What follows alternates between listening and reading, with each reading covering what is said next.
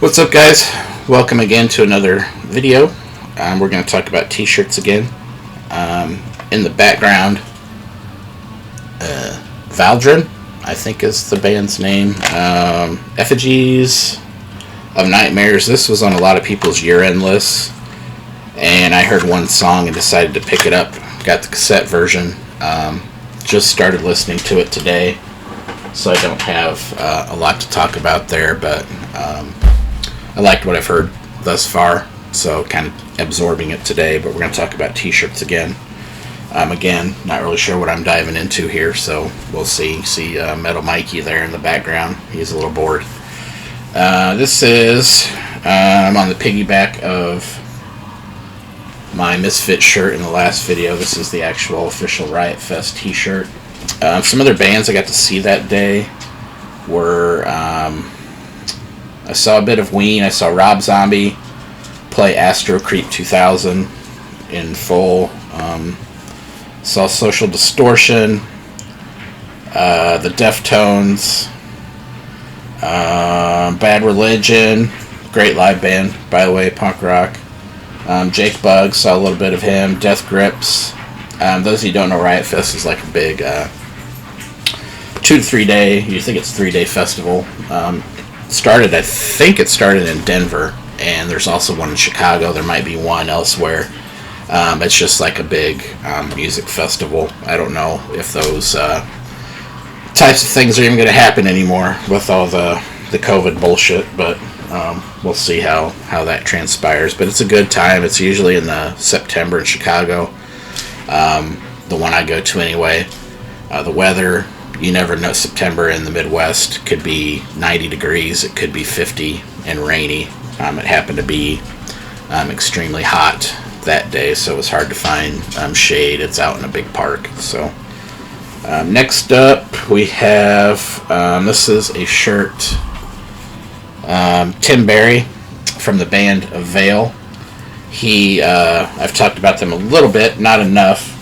They are from Richmond, Virginia, as I said, but he went solo after Veil kind of disbanded, and he kind of writes folky, introspective, country-tinged songs. He's got many albums out.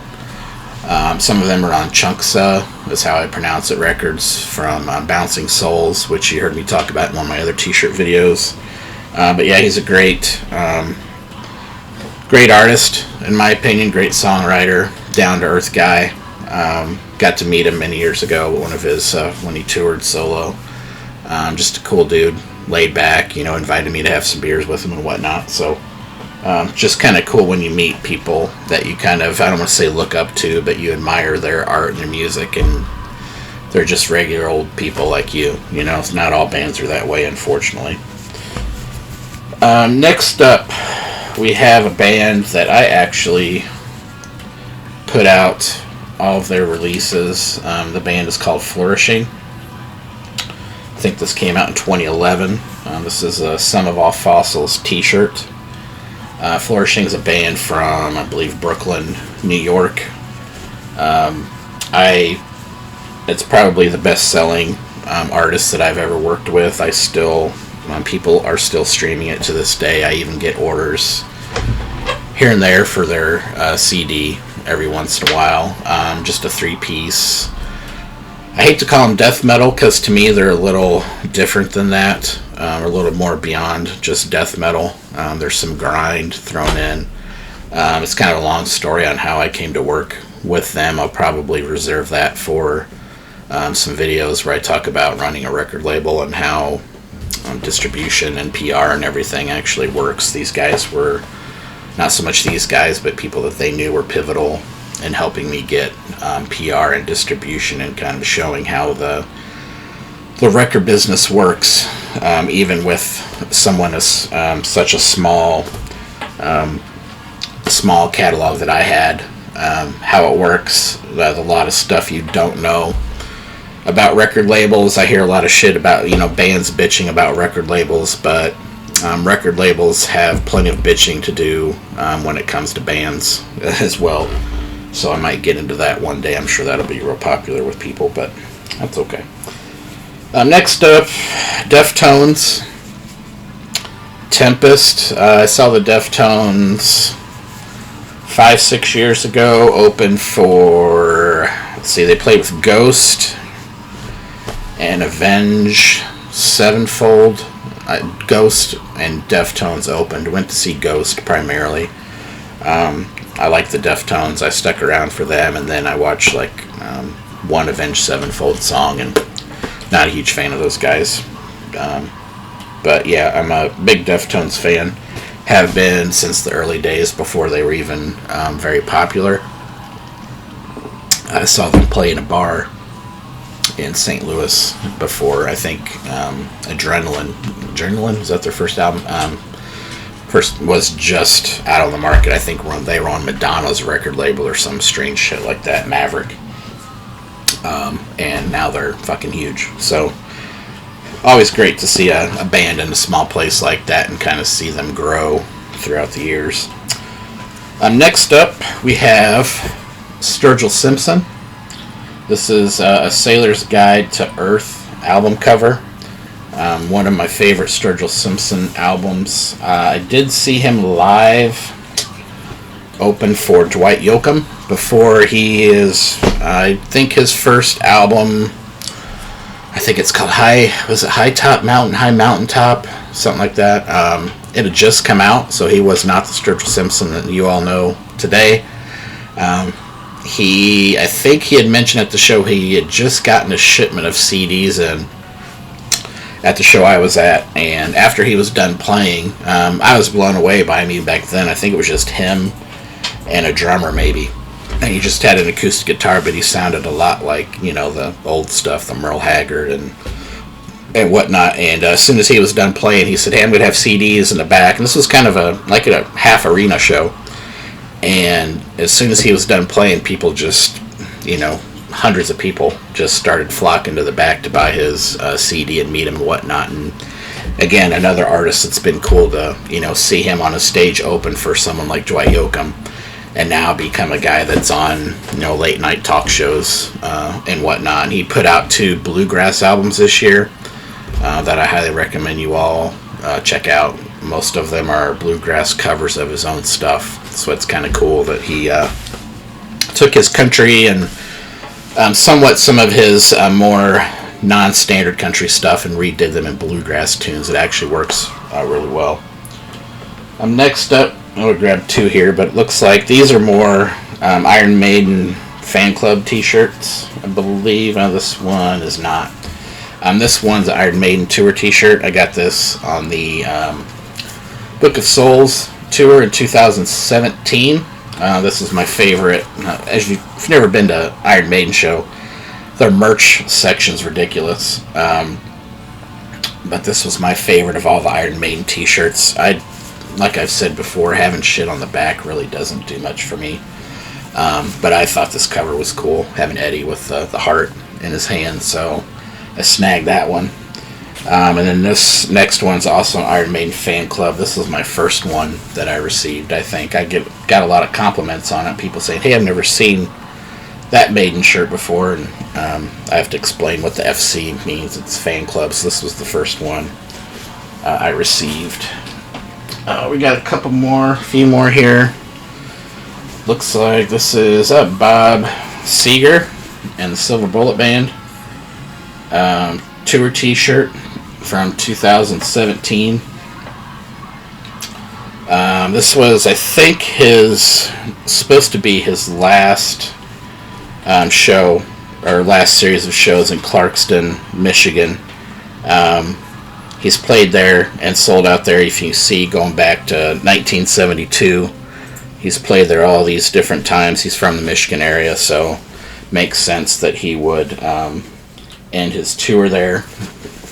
That's the front there. I did not go to the show. I don't remember how I got this t-shirt, to be honest, even though it wasn't that long ago. It might have been another fan club type deal. I do enjoy early Bob Seger stuff. His later stuff was so-so, but speaking of, my last video was talking about good rock and roll. I have seen some videos of his, and he still is rock and roll and still putting it out there, so shout out to Bob Seger. Next up, this is not a band t-shirt. This is a t-shirt for the record store Grimey's out of Nashville. I wanted a Grimey's t-shirt, and they only had brown. And I got a free one with the amount of stuff I bought. As I believe I mentioned before, whenever I go to a new city, or any city for that matter that I don't live by, I usually try to find the best local record store and check it out and try to get some stuff from that local record store, because a lot of times things are regional.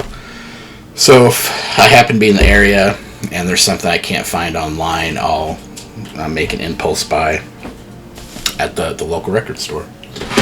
Next up, these are probably going to be the most popular shirts I got, apparently, for some. This one is Metallica, Master of Puppets. I did not see them on this tour. It has the songs listed on the back. This is an extremely old t-shirt. I've had this for a long time. Master of Puppets is my favorite Metallica album. Has been for a while. I got this shirt in a record store, I believe, when I first was a Metallica fan. I wanted a t-shirt, and I didn't know how to. We didn't have the internet. I know I say it all the time, but mail order and whatnot was about the only way to get t-shirts. But if your local record store had them, you could buy them that way. And metal fans are always big in t-shirts, so I got this back. I want to say it was before Injustice for All came out, or around the same time that Injustice for All came out. It was when a band would put out a new album, the record store would say, okay, we're going to hype up this new Metallica release, so what other shit can we hawk to people that they'll buy? And it's like you'd go to a display for the new Metallica album, they'd say, hey, here's some t-shirts and buttons and stickers and all this other shit. So this was probably one of those deals. I didn't really like the album, the songs on the back. I thought that was kind of dumb. But next up, let's see, this is a bootleg, I'm sure, Metallica t-shirt that I got. You can see right through the fucking thing. If I remember correctly, I'm looking at the dates on the back. I don't know. When I remember buying this in a parking lot, so this is a bootleg t-shirt I got, I think, for $10 on the 1991 Black Album tour. Very shitty t-shirt. I mean, you probably can't tell on the camera, but I can see almost right through it.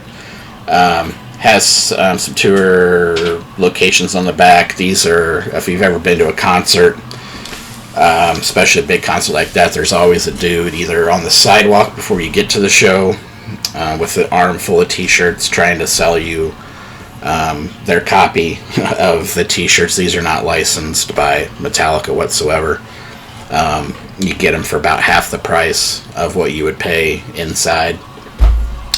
And it was $10. I remember that somehow, and I bought it. I thought the front was cool, so try to support the band when I can. But some of these bands like Iron Maiden, I think I paid maybe $40 for that t-shirt. I mean, there's reasons behind the pricing that some people may not realize, which I'll get into maybe in another video, about the $40. Iron Maiden doesn't pocket $40 for t-shirts. I mean, the venue gets a cut, and usually there's another cut involved in the t-shirt business whenever you play a big arena like that. The arena says, hey, you wouldn't be selling these t-shirts if you weren't if we weren't giving you the place to play or renting it to you. So guess what? Every t-shirt you sell, we get a cut. They even go so far as to count how many t-shirts you're bringing in, and then count how many you leave with, and make sure that you're not screwing the venue over. So there's all kinds of weird politics in the background when it comes to merchandise. This one's probably my prized, not so much for me, but probably the one that people would be most interested in my whole collection. Maybe not. I haven't got through my whole collection yet, but this is this is an original Metallica Black Album, or it's technically self-titled album. It's not the Black Album. That's what people call it. This is the concert t-shirt. that from my personal collection. With some dates on the back. You can see 1991 at the bottom. Metallica kicked off their tour in Peoria, Illinois, October 29th, 1991. I don't know if you can see that up top there. The old saying used to be that if it plays in Peoria, it'll play anywhere. I don't remember where that saying came from, but I remember hearing it. And Metallica kicked off their worldwide tour for this. I think at least the North America version in Peoria, Illinois, and I was there and got this shirt. This was my first Metallica concert. It doesn't seem like it was 29 years ago, but it was. I was huge into Metallica by this point. I was, balls deep in And Justice for All. The Black Album, at first, I tried to defend Metallica when it first came out, and then as load and reload and whatnot, I just couldn't do it anymore. But I did enjoy the concert. I mean, it was loud. They played all the great songs. The energy was hyped up. The whole show. It was just one of those experiences I'll never forget. It was a great concert, like I said, and be able to say, hey, I saw Metallica 29 years ago before they were playing in stadiums. It was kind of cool. So yeah, that's a pretty cool item, and it's actually in pretty good shape. There aren't any holes or anything. The collar's pretty frayed. I mean, I wore this shirt every week for years, if I remember right. And it was kind of funny. I remember when I would have Metallica shirts on before, people would be like, "I'm Metallica." That's what they call the hoods, where I'm from. The people that wear jean jackets and smoke cigarettes and listen to heavy metal. And then Enter Sandman comes out, and all of a sudden you go to the mall and you'd see all these people wearing their Metallica t-shirts. Those same people that used to make fun of people that like Metallica, now all of a sudden it's a cool thing. So fuck those people. So that's it for this edition of t-shirts. I've got a couple more totes, believe it or not, of t-shirts still to go through. I'm still not sure what I'm going to do with all these t-shirts, but hope you guys enjoyed the trip down memory lane, and be on the lookout for some new videos coming soon. Have a good one.